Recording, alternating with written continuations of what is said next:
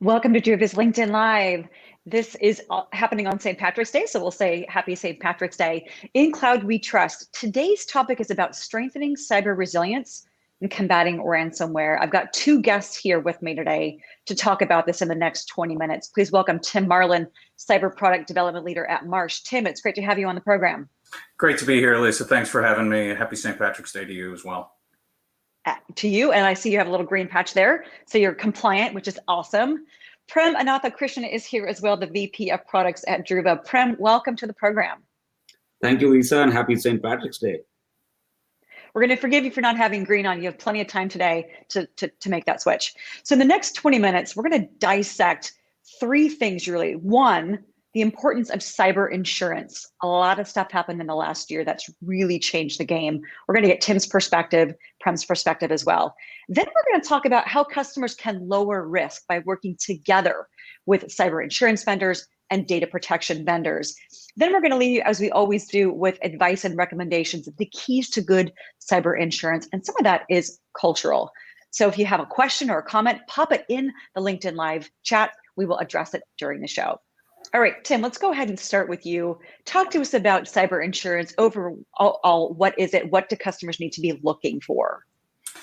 So it's insurance against cyber risk. I mean, what more do I have to say? All kidding aside here, this is an area of insurance which has really evolved in the last 10 years to meet an exposure that's been growing more and more for companies, especially as people have moved to very digital economy. So it's really insurance that's intended to indemnify the customer for the financial liability to third parties, as well as first-party costs associated with privacy breaches, attacks against the networks and the networks of their IT providers, as well as their suppliers.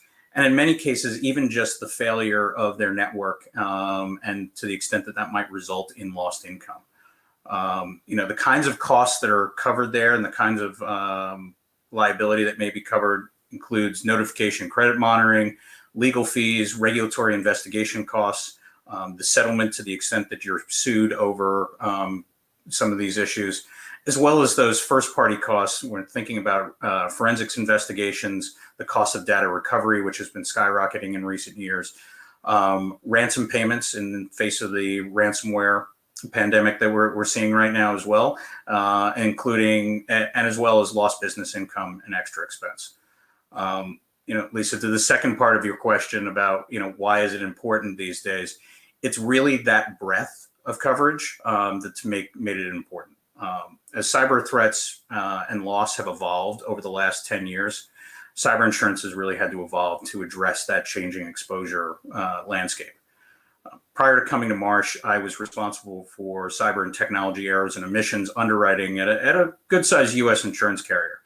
And I think traditionally, 6 or 7 years ago, we would have said that 81% of the loss costs that cyber insurers were facing would really be attributable to cyber or privacy breaches. So company loses personally identifiable information and has to notify, provide credit monitoring, potentially facing a class action lawsuit. And for that reason, many companies, despite migrating to a digital work environment, often felt like they didn't have a cyber risk because if they didn't have a ton of customer information, they really didn't feel like it was a huge exposure for them. And as an example, being a manufacturer who only went through wholesale channels, and really didn't necessarily think that they had a lot of customer information. But the current threat environment has really flipped that narrative on its head. Today, we would say that 80% of cyber loss costs are now coming from the operational costs, in no small part because of the explosion of ransomware in the last 12 to 18 months. The cost of forensics, the cost of paying ransom, data restoration costs have all basically exploded and are now provide the potential to have meaningful impact to a lot of different companies' balance sheets. And so much of that can really be tied back to that explosion of ransomware that we've seen. Yeah, we talked about that a lot last year, Tim, on this program. And I'm sure, Prem, you did with customers as well. As Tim was articulating, the risks are expanding, so are the negative consequences. Prem, in the last year, what are some of the top risks that you've seen when talking and working with Druva customers? Yeah, a lot has changed, Lisa, in the last 1 year when it comes to the threat and security landscape. And our customers are increasingly seeing more cyber attacks, new kind of risks. And one of the things that we are seeing from a shift perspective is a shift towards cyber resilience. Now, cyber resilience is a bit different from cyber security. The latter was predominantly focused on keeping the bad actors out and putting prevention controls in place. So you kind of create this Fort Knox and hope that nobody gets in. But if you think about what's happened in the last 12 to 18 months, the type of incidents, you're seeing incidents like SolarWinds breach that happened as recently as end of last year. It's becoming pretty evident that these cyber attacks, it's not a question of if anymore, it's a question of when. And that mindset is definitely it's definitely changing the posture of our customers towards cyber resilience, where resilience is a lot more, it's the scope and impact of resilience is beyond just keeping the bad actors out. It also goes into how do you respond quickly and how do you recover from these cyber attacks and incidents. And I think we're seeing a strong trend there in terms of investments from our customers, both from a people, from a technology, from a process perspective towards data protection and disaster recovery solutions there. And I think that trend will continue into the future. The other big thing here that I'd like to call out is cyber insurance and data protection are really two sides of the same coin. And both are essential components of a cyber risk reduction strategy. As Tim mentioned earlier, cyber risk reduction is actually kind of the fundamental objective that customers are looking at. And how do you do that cost effectively becomes more of a cost management element there. But I think a really solid data protection and business continuity plan can not only help a company be well prepared, be more resilient to cyber attacks, but it can also help them get better cyber insurance premiums when they start discussing that with their insurance providers. And Tim, Prem just segued us into our second topic about lowering risk. Give us your perspective on how, excuse me, I guess it's contagious, how customers can work with cyber insurance vendors and data protection vendors to lower that risk. Because I think as we've all learned in 2020, resilience is probably one of the top words, but it's acknowledging, as Prem said, it's not if, it's when. How can cyber insurance data protection vendors together work with customers to reduce this risk? Resilience really needs to be one of the key buzzwords that we're looking at this point in time. That it's not if, it's when. And that comes with a defense in depth strategy that also comes along with a strategy that's focused on that resilience. I often hearken back to what's now an ancient quote from 2015, but James Clapper, when he was head of US intelligence at that point, said that cyber risk can't be eliminated at this point anymore. It can only be managed. And I think that really speaks to this change of narrative that has had to take place. And the best prepared companies are no longer thinking about just eliminating their cyber risk or what security solutions do we put in place to get rid of or eliminate our exposure, but more importantly, yes, we have great solutions in place to be able to deal with the exposure or deal with the risk and the threats coming in, but then also often how do we respond once those threats hit us? What I would say and what we've seen our best-in-class clients doing is that really starts with board-level scrutiny of the issue, having that conversation, understanding what is acceptable risk, and then using great cybersecurity solutions like the ones that were identified by the Marsh Catalyst program, which is a program where we facilitated in order to work with some of our 8 leading cyber insurance vendors or carriers to really evaluate solutions based on the information that they've gained through their claims over the years, and to be able to identify those solutions that could have a material impact on risk. I point out that Druva is one of the most recent designees of that Cyber Catalyst designation to really help mitigate and lower the risk. What we've said is all of that kind of needs to be taken into consideration together, and where we kind of counsel our clients is that you don't want to be the low-hanging fruit out there. The threat actors are, like any other business, they are going for the things that are the highest ROI for them, and often those are the folks that are not taking that risk seriously and not managing it with a defense in depth strategy. Prem, I want to go back to something that you said. Cyber insurance and data protection are kind of two sides of the same coin. But something that I know that you've helped me understand is that often security and data protection teams are working in silos. How can customers change that? Yeah, Lisa, I think ecosystem is really maturing and evolving on that front, and there's a lot that I think that could be done better. And if you look at how IT teams have historically operated, security and data protection have been two completely separate entities, different budgets, different focus, and there aren't really a lot of synergies that they're realizing from that. Now, part of that has been just because of the traditional way of operating, and also how cyber resilience or any of these cyber risk protection mechanisms, how people have viewed those elements in the organization. The fact, as Tim mentioned earlier, the fact that it's become a board level conversation is, I think, a first step, because now it's going to get the level of visibility, it's going to get the level of impact that organizations need to start thinking about. But beyond that, there's a lot more, I think, that could be done here, right? Where the security ecosystem vendors and the cyber data protection vendors could be working together much more closely to create more compelling value for customers. And it's up to the customers to also push the vendors at the same time in that direction by asking for them to do that. And we're seeing some early signs of that. If you think about it, I mean, the data protection world out there, there's a ton of information, data sitting there, which could be mined for intelligence, which could be fed into the security tool chains for things like forensics. And there's also threat intelligence that the security teams are gathering through products and solutions, which could be fed into the data protection solutions to make sure that you're cleansing the data and you're bringing back data and recovering your information with confidence and agility. But today, those synergies aren't really fully realized by customers. And I think the vendors working together, even the vendors within the ecosystem of the Cyber Catalyst program, as Tim said, the cyber insurance vendors working with security vendors, along with data protection vendors, to create a holistic end-to-end defense in depth cyber risk management strategy is, I think, the end game. And we're all kind of working towards that. And I think that'll bring a lot of benefits to customers. So it starts with customers thinking along those lines, pushing the vendors to do that. And then the vendors, in this case, the cyber insurance vendors, security vendors, data protection vendors, all working in a coordinated way to help customers respond to these incidents is going to be the end game. I would just add there, because of the ransomware explosion that we talked about and where we are, that, the cyber insurers are facing, very high losses right now.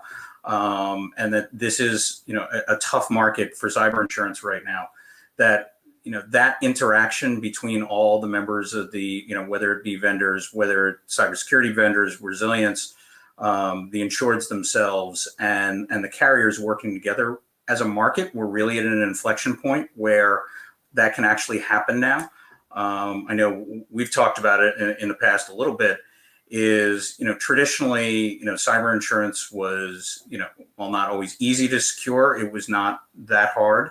And carriers were not necessarily looking for certain controls, and evidence of best-in-class controls was always, going to get you the best possible terms and conditions in terms of pricing.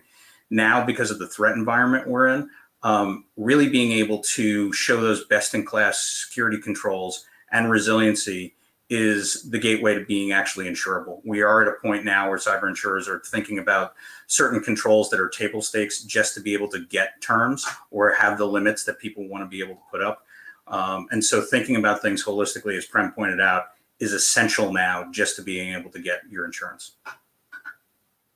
Yeah, one of the things, Prem, that you pointed out is people, and that can be one of the most challenging things. Tim, you talked about this acceleration of digital migration that we've seen in the last 12 months with the rapid adoption and dependence on SaaS applications like Microsoft 365, Slack, Google Workspace to keep businesses running and their people communicating.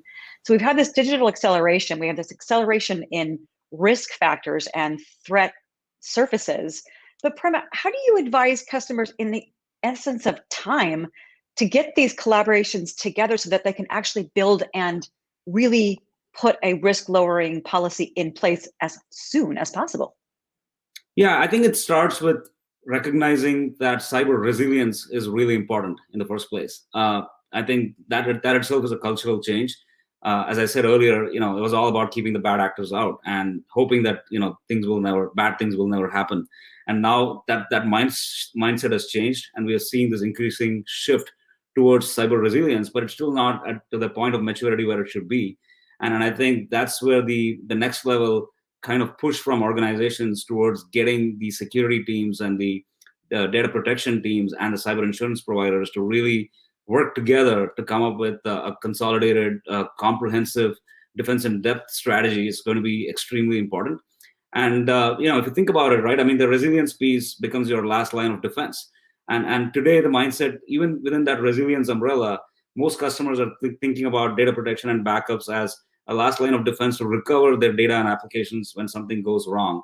That is important, don't get me wrong, but I think you need to think beyond that, because that data that you have is a gold mine of intelligence, which you can actually tap into. And if you feed that into your security tool chains, if you feed that into your processes, if you get your two teams to work together on the security side and the data protection side, and now also cyber insurance, then you can actually create synergies and you can actually solve some of these really tough problems that companies are battling with. And I think that's really what the industry needs to march towards. And it starts with also vendors like us working together, us, Druva, being part of the Cyber Catalyst program, and having the best practices, as Tim said, so that you have good hygiene in terms of your data protection and resilience strategy. That actually automatically translates into how the insurance industry also will pick those key attributes and say, hey, these are really good hygiene. Maybe based off of this, your risk profile can be mapped differently. And then you start seeing the benefits of that and premiums and things like that down the lane. And let's go to our final topic, and that's just giving advice and recommendations to our audience. Tim, going back to you, what are kind of the 3 good keys to good cyber defense? If you just distill everything you guys have talked about into 3 recommendations. Yeah, and from a broker perspective, I'll start self-servingly. Having a good insurance broker or agent that really knows what they're doing is important. It does not have to be my firm. There are a lot of wonderful folks out there, but the industry has really come a long way in terms of insurance products. But what that means is there's a lot of different insurance products that are out there. And not all of them are built the same. And so having a good broker that can help you understand your risks and really think about that in terms of a business context and putting a financial value on that, and allowing you at that point to place the appropriate coverage is going to be key. Building on what Prem talked about before, I think understanding and managing your risk holistically is a key as well. I think too often there was always kind of this, push-pull within organizations that the risk management department and the IT and IT security folks were not at the same table, and they weren't discussing this exposure together. Often I think the IT, it was viewed as a failure if an attack occurred or if an attack got through.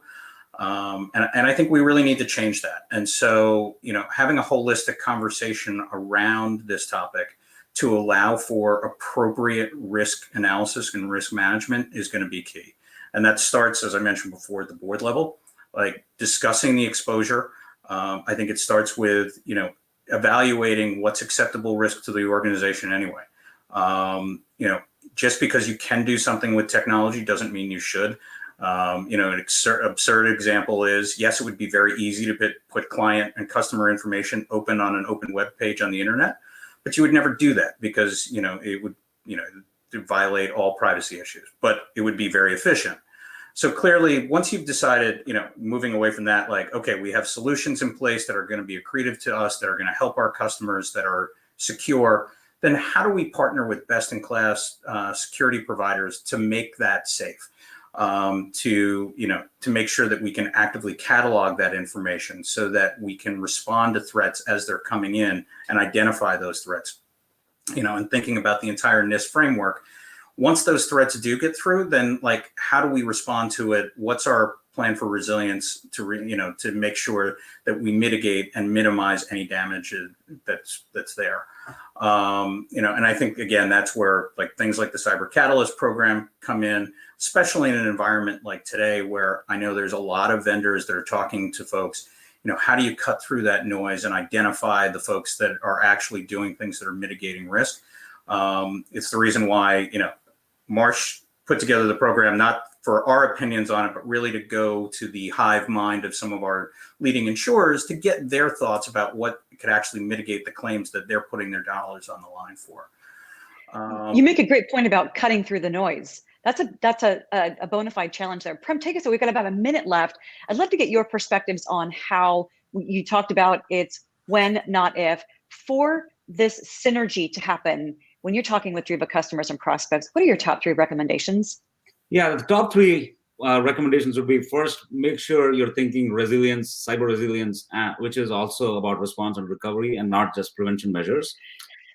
So that, I think it starts with that, and that's a cultural shift. That's actually a mindset that you need to push through, and a change from people, process, and technology. The second thing is, when you think about cyber resilience, backups and data protection become your last line of defense, but really selecting the right solution there and finding the right products is extremely critical. And products that are relevant to the new set of challenges that our world is seeing. This is where you need to make sure that your backups are air gapped. How do you ensure that your backup environment itself cannot get compromised because of ransomware attacks or data breaches? Do you have the right levels of security and protection built into it from a zero trust access perspective? So there's a whole bunch of parameters that you need to evaluate to actually choose the right technology and solution that will work from a resilience perspective, data recovery perspective, and also making that data available from a data intelligence perspective, as I mentioned earlier, to the security tool chains. And I think that technology choice is something that is really important. And I think there are programs like the Cyber Catalyst that are more vetted and available for customers to make that decision. The third aspect here, I think, is going to be the coordinated working between cyber insurance providers, security teams, and the data protection teams. And I think from customers' standpoint, they should internalize their teams, push all the various different departments, and because the cyber insurance is usually a CFO, financial buyer decision, data protection is another buying center, and then there's security. Bringing all these 3 teams together and thinking about this whole strategy holistically as a defense in depth strategy for risk reduction, which I think is pretty much in line with Tim's third recommendation as well, would be my third recommendation for customers. Guys, this was excellent. I knew this would be a meaty conversation. We could do a whole other conversation on this, but Tim and Prem, thank you so much for joining me today, talking to our customers about what the difference is between cybersecurity, resilience, and what needs to be done now, and your recommendations for how do they start. We appreciate your time. Thanks, Lisa. It's been my pleasure. My pleasure. Thank you for having us. Excellent. For my guests, Tim Marlin and Prem Anathakrishnan, I'm Lisa Martin. You're watching In Cloud We Trust. We will see you in 2 weeks with a new topic. Stay safe.